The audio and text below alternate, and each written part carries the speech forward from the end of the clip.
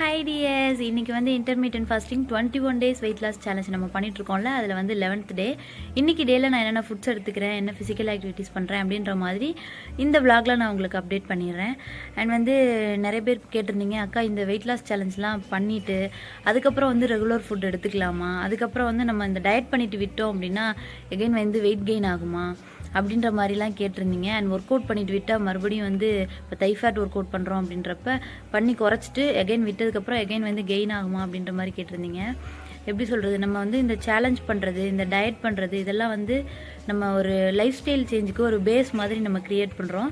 ஒரு 7 டேஸ் மட்டும் நம்ம டயட் பண்ணி ஒரு 2 கிலோ வெயிட் குறைச்சிட்டோம், அவ்வளோதான். இதுக்கு மேலே வந்து வெயிட் கெயின் ஆகாது, இதுக்கு மேலே நம்ம டயட் பண்ண தேவையில்லை அப்படின்றது கிடையாது. நம்ம வந்து இந்த மாதிரி 7 days challenge, 10 days challenge, 21 days challenge இந்த மாதிரிலாம் நம்ம பண்ணுறோம்ல. இதெல்லாம் வந்து எப்படின்னா அந்த விஷயத்தை நம்ம வந்து பழகிறதுக்கு, அது ஒரு லைஃப் ஸ்டைல் சேஞ்சாக கொண்டு வர்றதுக்கு தான் நம்ம வந்து இதெல்லாம் பண்ணுறோம். இந்த ஒரு சேலஞ்சில் மட்டும் நம்ம வெயிட் குறைச்சிட்டு அப்படியே வந்து இது பண்ணுறதுக்கு கிடையாது. ஜஸ்ட் நம்ம சேலஞ்ச் மாதிரி எடுத்து அதில் என்ன ரிசல்ட் கிடைக்குது, எப்படி நம்ம வந்து ஃபாலோ பண்ணணும், எப்படி வந்து எந்தெந்த ஃபுட்ஸ் நம்ம அவாய்ட் பண்ணணும், எதை லிமிட் பண்ணணும் அப்படின்ற மாதிரி அந்த விஷயத்தை வந்து நம்ம பழகிறதுக்கு, அடாப்ட் பண்ணிக்கிறதுக்கு.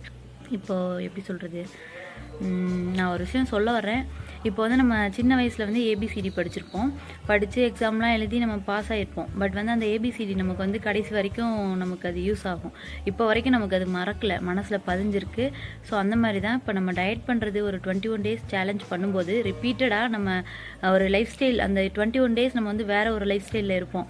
எந்த மாதிரி நம்ம ஃபுட் எடுக்கிறோம், எதை அவாய்ட் பண்ணுறோம். இப்போ வந்து நம்ம நல்ல டயட்டில் இருக்கோம், நல்லா வந்து ஸ்ட்ரிக்டான ஒரு டயட்டில் இருக்கோம் அப்படின்றப்ப நமக்கு வந்து ஒரு 4 பூரி 5 பூரின்னு கொடுத்தா நம்ம சாப்பிட்றதுக்கு எப்படி மனசு ஏற்றுக்காதில்ல. அந்த மாதிரி தான் நம்ம டயட் பண்ணிவிட்டு நம்ம அதுக்கப்புறம் மெயின்டைன் பண்ணுறதும் ஒன்று இருக்குது. நல்லா டயட் பண்ணிவிட்டு, ஸ்ட்ரிக்டாக டயட் பண்ணிவிட்டு அதுக்கப்புறம் வந்து என்ன வேணால் சாப்பிட்டுக்கலாம், எப்படி வேணால் இருக்கலாம் அப்படின்ட்டு இருந்தோம் அப்படின்னா எகெயின் கொஞ்சம் கொஞ்சமாக வெயிட் கெயின் ஆகிட்டு தான் இருக்கும். இப்போ நம்ம டயட் பண்ணுற மாதிரியே நம்ம அதுக்கப்புறம் வந்து இந்த மாதிரி ஸ்ட்ரிக்ட் டயட் பண்ணணுன்ற அவசியம் கிடையாது. பட் நமக்கே வந்து பழகிரும். நம்ம வந்து இப்போ வெயிட் லாஸ் பண்ணியிருக்கோம், நமக்கு வந்து வெயிட் கெயின் ஆகி தான் நம்ம வந்து குறைச்சிருக்கோம் அப்படின்றப்ப எந்தெந்த ஃபுட்ஸ் அவாய்ட் பண்ணணும், எதை வந்து லிமிட் பண்ணணும், நம்ம எப்படி இருக்கணும் அப்படின்ற மாதிரி அது ஒரு பழக்கத்துக்கு வந்துடும். இப்போ நான் வந்து பார்த்திங்கன்னா ஸ்டார்டிங் எந்த ஒரு ஐடியாவுமே இல்லாமல் தான் வந்து வெயிட் லாஸ்க்குள்ளே வந்தேன். ஒரு 10 kg குறைச்சேன். அதுக்கப்புறம் வந்து நான் எந்த டயட்டுமே பண்ணலைன்னா கூட அந்த மாதிரி ஃபுட்ஸ்லாம் வந்து நான் பார்க்குறேன்னா இது நமக்கு வெயிட் போடும், இது நமக்கு எடுக்கக்கூடாது, இது லிமிட்டாக எடுத்துக்கணும், இது கொஞ்சம் அவாய்ட் பண்ணணும் அப்படின்ற மாதிரி பேசிக்கான ஒரு ஐடியா நமக்கு வந்து க்ரியேட் ஆயிரும். அது நமக்கு வந்து மனசில் பதிஞ்சிரும். ஸோ அந்த ஒரு சில விஷயங்கள் வந்து நமக்கு இந்த மாதிரி சேலஞ்செலாம் பண்ணும்போது பழகிரும். அது வந்து ஒரு பேஸாக இருக்கும். அதுக்கப்புறம் தான் நம்ம அதை அப்படியே ஃபாலோ பண்ணிவிட்டு நம்ம மெயின்டைன் பண்ணிக்க வேண்டியதான். இது வந்து நமக்குன்னு இல்லை, பெருசாக வந்து இந்த டயட் பண்ணி வெயிட் குறைச்சவங்க அண்ட் ஃபிட்னஸ் வந்து மெயின்டைன் பண்ணிகிட்டே இருக்கிறவங்க எல்லாருமே வந்து மெனக்கெட்டு தான் இருப்பாங்க. இப்போது ஹீரோயின்ஸ்லாம் பார்த்திங்கன்னா அவங்கெல்லாம் வந்து இந்தந்த ஃபுட் இந்தந்த டைமுக்கு இதுதான் சாப்பிடணும் அப்படின்ற மாதிரி அவங்க மெனு வச்சுருப்பாங்க. எப்போன்னு பார்த்திங்கன்னா அவங்க நடிச்சிட்டு இருக்கும்போது, ஃபீல்டில் இருக்கும்போது. இதே வந்து மேரேஜ் ஆகிட்டு ஒரு சில ஹீரோயின்ஸ்லாம் பார்த்திங்கன்னா மேரேஜ் ஆனதுக்கப்புறம் அவங்களும் வந்து நல்லா குண்டாயிருப்பாங்க. அப்போ வந்து அவங்க அந்த டயட் பண்ணாமல் இருந்திருப்பாங்க, எது வேணால் சாப்பிட்ருப்பாங்க. ஸோ அப்படின்றப்ப ஆட்டோமேட்டிக்காக வந்து அவங்க வெயிட் கெயின் ஆயிடுவாங்க. இதுக்கு நான் எக்ஸாம்பிள் சொல்லணும்னு இல்லை, நீங்களே வந்து ஒரு சில ஹீரோயின்ஸ்லாம் நீங்கள் நினச்சி பார்த்தீங்கன்னா தெரியும் எப்படி இருந்தாங்க. அப்புறம் வந்து மேரேஜ்க்கு அப்புறம் வெயிட் போட்டிருக்காங்க. பட் அவங்க வந்து நினச்சாங்கன்னா எகைன் வந்து வெயிட் குறைச்சிக்க முடியும். ஸோ இது வந்து ஒரு லைஃப் ஸ்டைல் சேஞ்ச் தான். 7 நாளில் குறைச்சிட்டோம் அப்படின்னா அது பர்மனெண்ட் கிடையாது. நம்ம லைஃப் ஸ்டைல், நம்மளோட ஃபுட்டு எல்லாம் எப்படி இருக்கோ அதுபடி தான் வந்து நமக்கு இருக்கும். ஸோ வெயிட் லாஸ் பண்ணிவிட்டு அதுக்கப்புறம் மெயின்டைன் பண்ணுற டிப்ஸும் நான் வந்து உங்களுக்கு ஷேர் பண்ணிடுறேன். ஓகே, இப்போ வந்து நான் ஒரு 1/2 hour ஒர்க் அவுட் பண்ணுறேன். ஒர்க் அவுட் பண்ணி முடிச்சுட்டு இந்த டேயில் நான் என்னென்ன ஃபுட்ஸ் எடுத்துக்கிறேன் அண்ட் என்னென்ன ஃபிசிக்கல் ஆக்டிவிட்டீஸ் பண்ணுறேன் அப்படின்ற எல்லாமே வந்து இந்த விளாகில் உங்களுக்கு அப்டேட் பண்ணிடுறேன்.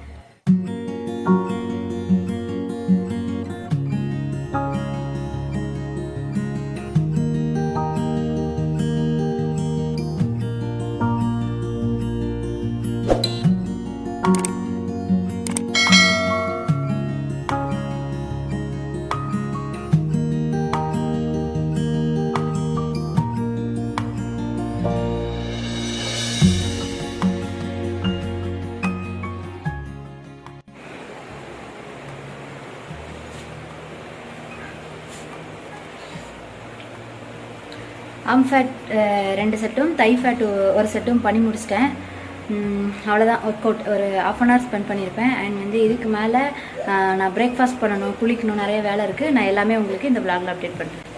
பிரேக்ஃபாஸ்ட் வந்து வீட்டில் உள்ள எல்லாருக்குமே இட்லியும் தேங்காய் சட்னியும் பண்ணியிருந்தேன். டயட்டில் இருக்கும்போது நம்ம இட்லி தோசை எடுக்கணும் அப்படின்னா மில்லட்ஸ் வச்சு மில்லட்ஸ் தோசை, அப்புறம் வந்து மில்லட்ஸ் ஆட் பண்ணின இட்லி, அந்த மாதிரிலாம் நம்ம வந்து ட்ரை பண்ணலாம். எனக்கு வந்து இப்போ இட்லி தோசையிலலாம் இன்ட்ரெஸ்ட் இல்லை பெருசாக. ஸோ எனக்கு வந்து என்ன இப்போ பிரேக்ஃபாஸ்ட் ரெடி பண்ணுறேன் அப்படின்றத இப்போ காமிக்கிறேன். ஸ்வீட் கார்ன் வந்து முன்னாடி நாளே நான் இந்த மாதிரி உதுத்து வச்சுருந்தேன் ஃப்ரிட்ஜில். அதை எடுத்து நான் வந்து குயிக்காக இந்த மாதிரி தண்ணி ஊற்றி வேக வச்சுட்டு 3 மினிட்ஸ் தான் ஆகும், டக்குன்னு வெந்துடும். அதுக்கப்புறம் தண்ணியை வடிச்சிட்டு இந்த மாதிரி எடுத்து வச்சுருக்கேன். இதை வச்சு நான் ஒரு ஸ்வீட் கார்ன் சாலட் வந்து ரெடி பண்ண போகிறேன். ஒரு பவுலில் நான் வந்து தண்ணி இல்லாமல் வடிகட்டி வச்சுருந்தேன் அந்த ஸ்வீட் கார்னை வந்து ஆட் பண்ணிக்கிறேன். எல்லாத்தையும் நான் ஆட் பண்ணல, கொஞ்சம் மட்டும் நான் எடுத்து ஃப்ரிட்ஜில் ஸ்டோர் பண்ணி வச்சுக்குவேன். வேறு ஏதாவது சாலட்ஸ் பண்ணுறேன், சூப் பண்ணுறேன் அப்படின்றப்ப ஸ்வீட் கார்ன் கொஞ்சம் ஆட் பண்ணிப்பேன். ஓகே, இப்போ இதில் வந்து நான் பொடி பொடியாக கட் பண்ணி வச்சுருந்த தக்காளி கொஞ்சம், வெங்காயம் கொஞ்சம் ஆட் பண்ணிக்கிறேன். எல்லாமே வந்து ரொம்ப பொடியாக நறுக்கியிருக்கேன். அண்ட் வந்து குடமிளகா கொஞ்சமாக நறுக்கி வச்சுருந்தேன், அதையும் ஆட் பண்ணிவிட்டு மல்லி இலை வந்து குட்டி குட்டியாக நறுக்கி வச்சுருந்தேன், அதையும் நான் சேர்த்துக்கிறேன். தேவையான அளவுக்கு சால்ட்டு அண்ட் வந்து 1 ஸ்பூன் அளவுக்கு பெப்பர். அவ்வளோதான், ஸ்வீட் கார்ன் சாலட் வந்து ரெடி ஆயிடுச்சு. இது வந்து குயிக்காக ரெடி பண்ணிடலாம், அதே சமயம் சாப்பிட்றதுக்கு ரொம்ப டேஸ்டியாக இருக்கும். இப்போ வந்து ஒரு வாரத்தில் தொடர்ச்சியாக நான் டயட் பண்ணிகிட்டே வரேன், இடையில வந்து ஏதாவது நல்லதாக சாப்பிட்ணும் அப்படின்றது தோணுது. அப்படின்றப்ப கண்டிப்பாக ஸ்வீட் கார்னில் வந்து சாலடோ இல்லை ஸ்வீட் கார்ன் சூப்போ, ஸோ இந்த மாதிரி வந்து நான் ட்ரை பண்ணுவேன். ஸ்வீட் கார்னை வந்து நீங்கள் ஸ்நாக்ஸாகவும் எடுத்துக்கலாம். ஓகே, இப்போ என்னோடய பிரேக்ஃபாஸ்ட் ரெடி ஆயிடுச்சு. ஒரு பவுல் நிறையா எனக்கு எடுத்துக்கிட்டு மிச்ச மீதியே என் ஹஸ்பண்ட் பாவம் அப்படின்ட்டு அவங்களுக்கும் ஒரு பவுலில் போட்டு வச்சுருக்கேன். ஸோ இந்த பிரேக்ஃபாஸ்ட் என்னோடய ஃபேவரட், ரொம்ப பிடிக்கும்.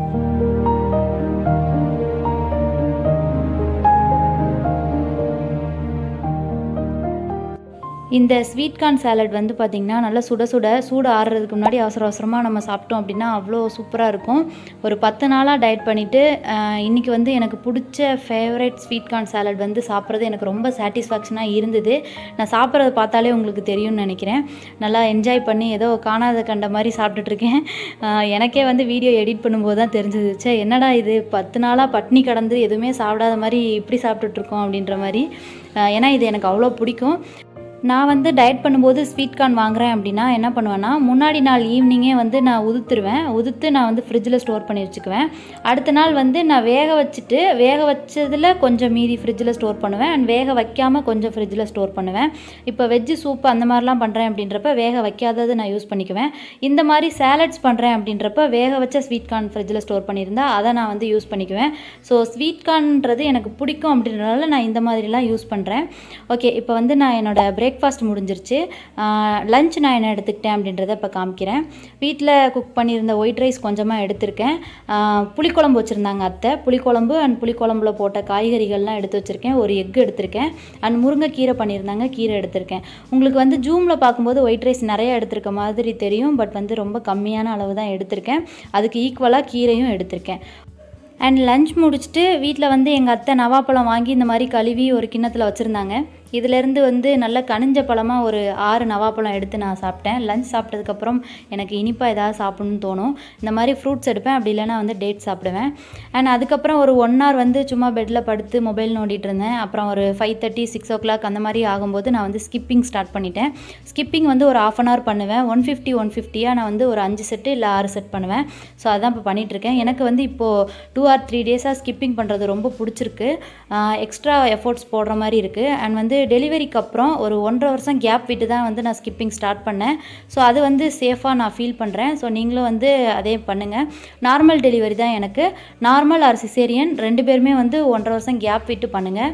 அண்ட் வந்து என்னோடய டின்னர் வந்து பார்த்திங்கன்னா பைனாப்பிளும் ஒரு கொய்யாப்பழம் தான் நான் எடுத்துக்கிட்டேன். பைனாப்பிள் வந்து எங்கள் அத்தை இந்த மாதிரி கட் பண்ணி அப்புறம் அதில் வந்து காரத்துக்கு மிளகாத்தூள், உப்பு எல்லாம் போட்டு கொடுத்துருந்தாங்க. சாப்பிட்றதுக்கு ரொம்ப நல்லா இருந்தது. அண்ட் டின்னர் முடிச்சுட்டு அதுக்கப்புறம் நானும் என் ஹஸ்பண்டும் கொஞ்சம் நேரம் பப்ஜி விளையாடினோம். நம்ம கண்ட்ரியில் பப்ஜி கொஞ்ச நாளாக வந்து பேன் பண்ணி வச்சுருந்தாங்க, பட் இப்போ வந்து ப்ளே ஸ்டோரில் அவைலபிளாக இருக்குது. என் ஹஸ்பண்ட் தான் ஃபஸ்ட்டு அவங்க மொபைலில் இன்ஸ்டால் பண்ணி விளையாடிட்டு இருந்தாங்க. ஸோ நானும் வந்து வாங்கி கொஞ்சம் நேரம் விளையாடிட்டு இருந்தேன். யாரெல்லாம் வந்து பப்ஜி பிளேயர்ஸ் யாரெல்லாம் இன்ஸ்டால் பண்ணிட்டீங்க அப்படின்றத வந்து எனக்கு கமெண்ட்டில் சொல்லுங்கள். ஓகே, இன்றைக்கி டேயில் நான் என்னென்ன ஃபுட்ஸ் எடுத்துக்கிட்டேன், என்னென்ன ஃபிசிக்கல் ஆக்டிவிட்டி பண்ணேன் அப்படின்றத வந்து அப்டேட் பண்ணிட்டேன். நாளைக்கு டேயில் நான் என்னென்ன ஃபுட்ஸ் எடுத்துக்கிறேன், என்னென்ன ஆக்டிவிட்டீஸ் பண்ணுறேன் அப்படின்றத நாளைக்கு விலாகில் ஷேர் பண்ணுறேன். ஓகே, நெக்ஸ்ட் வீடியோவில் பார்க்கலாம். டாடா.